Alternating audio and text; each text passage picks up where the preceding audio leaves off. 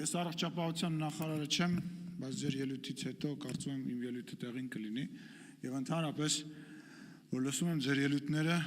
ես մի խոսքով դժվար է զսպելը ու ելույթ չունենալը, որովհետեւ գիտեք անընդհատ այդ մտքի հետ եմ պայքարում եւ անընդհատ լրագրողներին ինձնից հարցազրույց վերցնող մարդկանց պատասխանում եմ, թե ինչի ենք մենք րոպե մեկ խոսում անցյալից, ինչի ենք խոսում,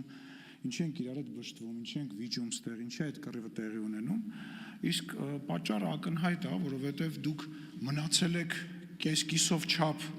1918-ից 20 թվականում եւ մնացել եք այն իրավիճակի մեջ, երբ որ դուք իշխանության մի մաս եք եւ ձեզ ամեն ինչ կարելի էր եւ հիմա ձեզ նյարդայնացնում է, որ դուք որևիցե բան չեք կարողանում անել, որտեվ քաղաքական գործիչը, որը որ այլևս լծակ չունի, դուք քաղաքական գործիչներ եք, որոնք ժամանակին լծակ ունեիք, հիմա դուք լծակ չունեք,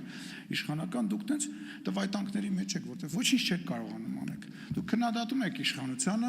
քննադատում եք վատ, դա էլ չեք կարողանում։ Դուք չեք կարողանում այդ քննադատությունը տեղ հասցնել, չեք կարողանում ձայն հավաքել, դուք չեք կարողանում քաղաքական հաջողություն ունենալ։ Չի ստացվում ձեր մոտ, արդեն ակնհայտ է, 5 տարին լրացել է, այս 5-6 ամսից ընտրություններ է, Տիկին Կիրյանը գայիս ասում ակնհայտ է, որ դուք հաջորդ ընտրություններին չեք անցնել, ուզում հասկանամ, դաշնակցությունը անցնելու է հաջորդ ընտրություններին, որտեղից է այդ վստահությունը կամ ընդհանրապես դաշնակցությունը երբևիցե ամենամեծ ներկայությունն է այսօր ունեցել, այն էլ հույս դնելով եւ խաղաքարտ սարքելով այն զոհերը, որոնք եղան պատերազմի ժամանակ, են ատելություն բարձրացնելը եւ այլ։ Գիտեք ինչ, ներվայնացնում է, ջղայնացնում է, երբ որ մարդիկ գողը գողումը կներեք այդ բառի համար, գողը գողում է բռնի գողին այն պարագայում, որ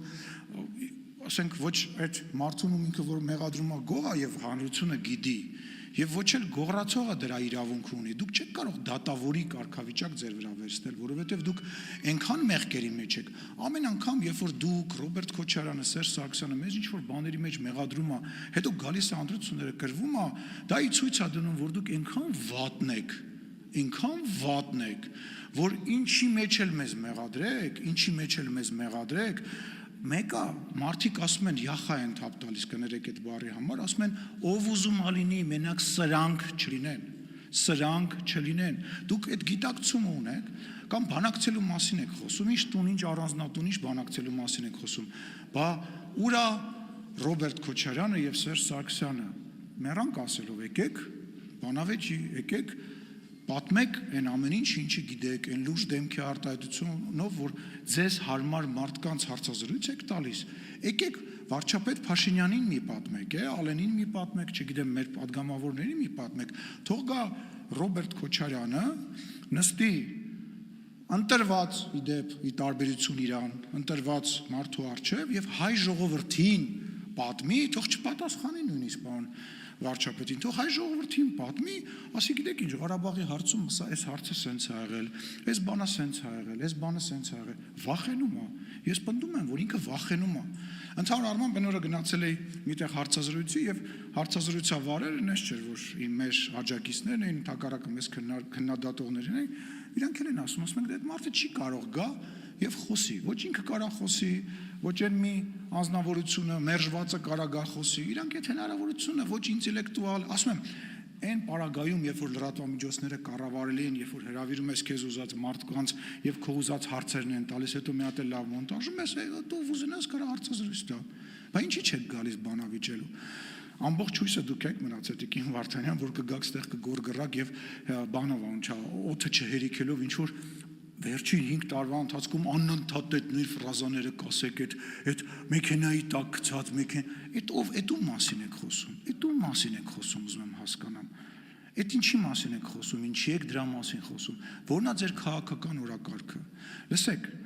հույսներդ կտրեք։ Ակնհայտ է, բոլոր հարցումները դուք էլ լավ գիտեք, չգիտեմ, նույնիսկ այն մարդիկ, ովքեր որ ձեզ են աջակցում, դա ասում են, դուք ընտրությունները պարտվելու եք, նկատի ունեմ, որ ակնհայտ է, որ դուք հավաքել եք շատ ավելի շատ քիչ ձայներ, քան նախկինում եք ստացել ձեր բացակայելու պատճառով։ Այսօր քննարկում եք, որ քաղաքացիական պայմանագիր խմբակցությունը մոտավորապես մի 10 րոպե ֆորում չի եղել, ոչ գալիս եք աշխատելու, ոչ պաշտոններն եք վերցնում, ոչ գնում եք գործուղում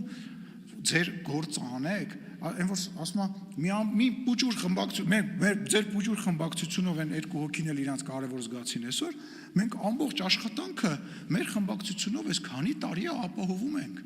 Միջազգային կառույցների հետ ենք, հիմա մեր գործողումը, կեսը գործողումա գնացել, այս մարդիկ գնում են գործողում մի տարբերություն ձեզ։ Վերջացել եք, սպառվել եք ժողովուրդ։ Ձեր միակ փրկությունը այն է, որ մարդ ես մեկ էլ տեսար, համաձայնվեցիք եւ չվախեցաք եւ եկաք այդ բանավեճին։ Հա, իմիջիալից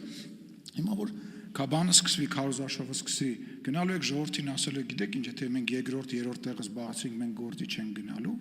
Դուք ինչ եք աշխատավարձ ստանում։ Պրեմիա եք ստանում, ինձանից ուզում եմ հասկանալ։ Այդ պրեմիաները, որ տալիս եմ, ինչ եք վերցնում։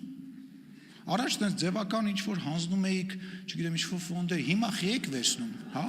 Իսկ աշխատավարձ եք ստանում, այո, իմ գրպանից որպես հարկատու։ Ինչ եք փող ստանում, ուզում եմ հասկանամ, եթե դուք գործի չեք գալիս։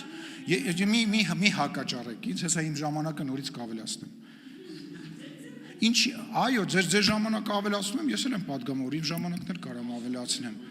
Դուք մի խոսեք, դուք չեմպիոն եք այդ հարցում, ես ուզում եմ գտնեմ մի օր, երբ որ դուք ձեր ժամանակի մեջ լինի դա հարց թե ելույթ կտեղավորվեք, դուք ընդհանրապես դրա մասին մի խոսացեք։ Գնացեք, բացատրեք ինչ եք աշխատավարձ ստանում։ Ես կարծում եմ, որ պետքա չստանաք, քան դուք մի ժպտացեք, դուք ընդհանրապես պետքա չէ, դուք պետքա միշտ տխուր լինեք։ Դուք պետքա մի նյարդայնացեք, ես հասկանում եմ շատ եք նյարդայնանում, որտեղ այն նավը, որ դուք լքեցիք, այնուամենայնիվ չխորտակվեց, այո, ես հասկանում եմ, որ լքում են խորտակվող, մտածում են, հետո այդ նավը չի խորտակվում, այն երկրորդը խորտակվեց, այդտեղ ուրախացեք, ես երրորդ, ասում եմ, երրորդը թող հոբելյանական ամենահաջողը լինի, կամ չորրորդը դուք վստահ եմ ձեր ձևով էլի չեք խորտակվի, շնորհակալ